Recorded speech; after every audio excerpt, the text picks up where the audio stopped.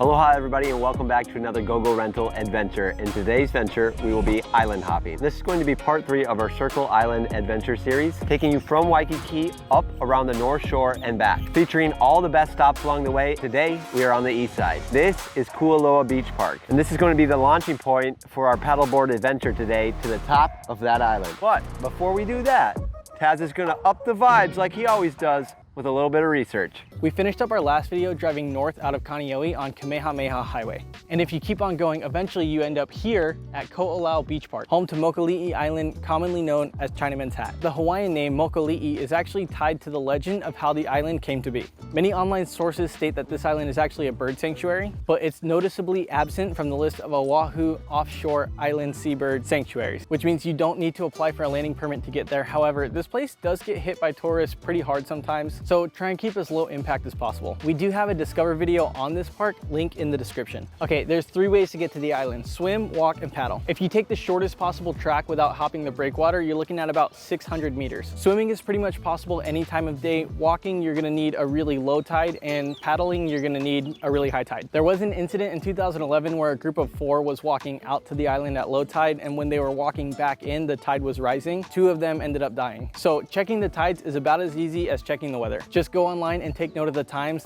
Tide changes usually happen every 6 hours. A really good time budget to paddle out, hike to the top, and paddle back is about 3 hours. Today, we're gonna try and do it in just 1. It's a long swim, so if it were me, I would bring a snorkel so I could at least be able to look around while you're out there. At low tide, you may only be swimming in like a foot of water, and you may have to walk at times. The lagoon area that surrounds the island is home to little baby corals, rocks, seashells, seaweed. Sea turtles and other life graze on that stuff. Every step you take out there kills or damages something, and the dust you kick up smothers the stuff around it. 1 or 2 people, not a big deal, but if hundreds of people a day start doing it, it kind of becomes a thing. Paddling on pretty much anything is a pretty decent option, but you want to aim for the high tide, that way you're not running aground out there. And speaking of things you can paddle, Spencer's going to show you what we're riding today. So today, guys, we have our inflatable paddleboards, dry bags for the cameras. If you want to know more about the things we are using today, check out the product videos linked in the description. Today we got in the water about 1:30, which means we kind of had to deal with a little bit of afternoon wind. And here on the east side, that means you're paddling directly into the wind. As far as conditions go, this is a pretty good day out here. I'd say maybe somewhere like a 6 or a 7 out of 10. And even going into the wind, getting out there felt like it really only took about 15 minutes. Today, high tide was pretty much right when we got to the park. We didn't have to worry at all about running into rocks. There were like 2 or 3 waves that were probably big enough to flip you over, but we just put nose into them and it wasn't really a problem. Also today, we tested out the kayak paddle setup instead of doing the stand-up paddle mode, which if you're like me and you can't stand up, so you just sit on the board, having a kayak style paddle really helps you to maneuver.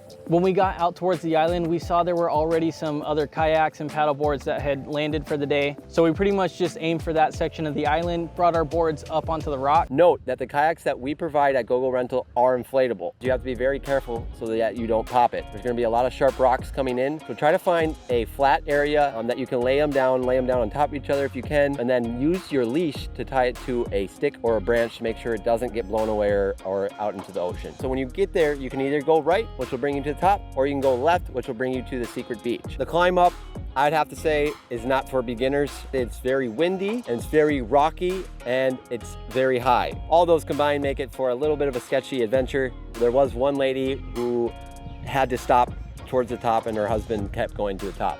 Once you get to the top, guys, there is not a lot of room to move around. I will say that I am just a tad scared of heights and claustrophobic. So the idea of it getting very small up there and very high off the ground were 2 things I'm not a fan of. Okay, so we got to the parking lot around 1:30. It's 3:30 now, which means this whole thing, parking the car, setting up the boards, paddling out, hiking to the top, bringing them back, rinsing them off, packing them up, all of that took about 2 hours. We are pretty much smack in the middle of Oahu's east side, and that pretty much leaves you with 2 options for what to do next. Keep going up and around to the North Shore, or like us, turn back and go south. If you do go back south, just a bit down the road, you'll find the MacNut Farm, which is a really cool little pit stop. We have not been there, but the Waihole Poi Factory is very popular. There's also the Heia State Park and Boat Harbor, which gives you access to the Kaneohe Sandbar. And if you want to get there through us, we do rent out Schiller water bikes that will get you right to it. Also tucked away in the very back corner of Kaneohe is the Botanical Gardens, but keep an eye eye on time because they close early. So for those of you who want to keep going north, everything from here to Kahuku is pretty much going to be sandwiched between the mountains and the shoreline. Beaches are mostly going to be thin strips or non-existent. Right now we are right across the street from Kualoa Ranch. There's lots to do there, especially if you're into movies. Further up, there's the Polynesian Cultural Center, and each of those are probably like a good half day just on their own. Kahuku is where you start running into the roadside shrimp trucks, and that town pretty much has a whole food truck market set up on the side of the road. It's pretty cool. Once you round the point, you'll find Turtle Bay and the whole rest of the North Shore, which is what we're going to be covering in the next episode of this series. That video will pop up here on this end screen once it's live, and if you want to get back to the first episode of this series, it'll be the first video linked down in the description.